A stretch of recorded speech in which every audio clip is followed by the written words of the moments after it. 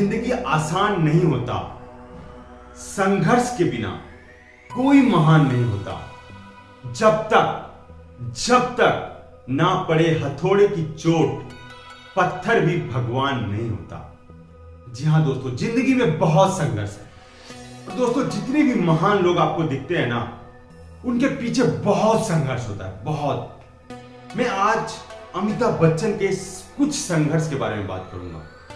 आपने उनके अच्छाई के बारे में बहुत जानते होंगे। दोस्तों, जब बच्चन साहब अपनी जिंदगी से बहुत परेशान हो गए ना, तब अपने पिताजी यानी हरिवंश राय बच्चन के पास गए और बोले, पिताजी जिंदगी में बहुत संघर्ष है, बहुत परेशानियां हैं, कभी कभी जिंदगी जीने का मन नहीं करता है। तब उनके पिताजी क्या बोले मालूम है? संघर्ष तब तक रहेगा जब तक जिंदगी रहेगा। दोस्तों, एक सेंटेंस और बोले उन्होंने, जब आपका कोई काम मन के मुताबिक हो तब अच्छा है, जब मन के मुताबिक नहीं हो तब बहुत अच्छा है। दोस्तों, ये सेंटेंस बच्चन साहब को बहुत ही अच्छा लगा और आप भी अपने आप को जरूर ये सेंटेंस जब भी प्रॉब्लम हो तो याद दिलाना। दोस्तों, जब बच्चन साहब कैरियर का शुरुआत करने गए, तब रेडियो जॉकी के रूप में इंटरव्यू देने गए। तब उनको आपका आवाज बहुत भारी है ये बोलकर रिजेक्ट कर दिया गया और वही आवाज आज पूरी दुनिया पे भारी है। दोस्तों, उसके बाद बच्चन साहब बहुत सारे जॉब भी किए, फिर बॉलीवुड में अपना एक्टिंग स्टार्ट किया। बहुत सारे मूवी फ्लॉप भी हुई। उसके बाद बहुत सारे हिट मूवी दिए, जो कि आपको भली भांति मालूम होगा।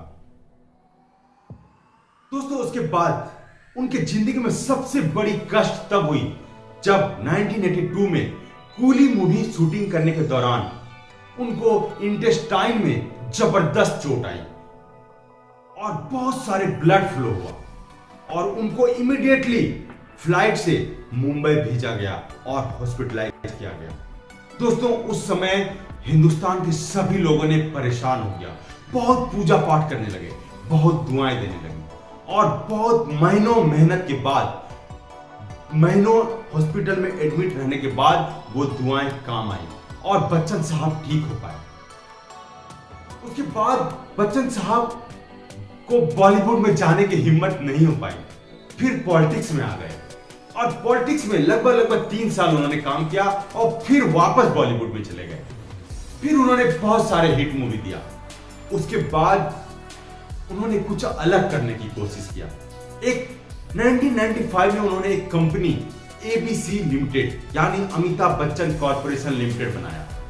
यह कंपनी प्रोड्यूसिंग और सर्विस प्रोवाइडर के रूप में बॉलीवुड के लिए बनाया था और ये कंपनी मृत्यु दंड एक मूवी बनाई जो पूरी तरह से फ्लॉप हो गई और मात्र 2 साल में कंपनी के मिसमैनेजमेंट की वजह से फाइनेंशियली पूरी तरह से फेल हो गई और इंडियन इंडस्ट्रियल बोर्ड ने कंपनी को पूरी तरह से फेल्ड घोषित कर दिया। तब कैनरा बैंक, जिसने कंपनी को फॉर्मेशन के टाइम में लोन दिया था, उसने बॉम्बे हाईकोर्ट में केस दाखिला कर दिया कि मुझे पैसा नहीं मिल पाएगी। तब बॉम्बे हाईकोर्ट ने बच्चन साहब के घर को, जो मुंबई में बंगलो था प्रतीक्षा, और 2 फ्लैट को बेचने पर रोक लगा दी। हालांकि बच्चन साहब बंगलो को गिरवी पे भी रखा था कंपनी को सरवाइव कराने के लिए, लेकिन दोस्तों कंपनी बहुत अच्छा नहीं कर पाई। लेकिन बाद में बच्चन साहब को वो पिताजी का सेंटेंस याद आया, मन का हो तो अच्छा, मन का नहीं हो तो बहुत अच्छा।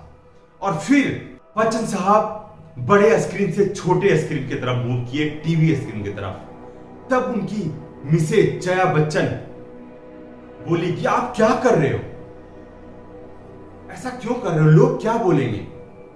तब पता बच्चन साहब क्या बोले, बेगर्स कांट बी चूजर्स, जिसके पास कुछ भी नहीं है उसके पास कोई ऑप्शन नहीं होता चुनने के लिए। और दोस्तों, उसके बाद केबीसी कौन बनेगा करोड़पति सबसे हाईएस्ट टीआरपी वाला शो हो गया और फिर अमिताभ बच्चन एक महानायक के रूप में फिर से उभर गए। दोस्तों, जीवन में बहुत संघर्ष होता है। आप उसको कैसे हैंडल करते हो, यही मेन चीज है, यही मेन कला है।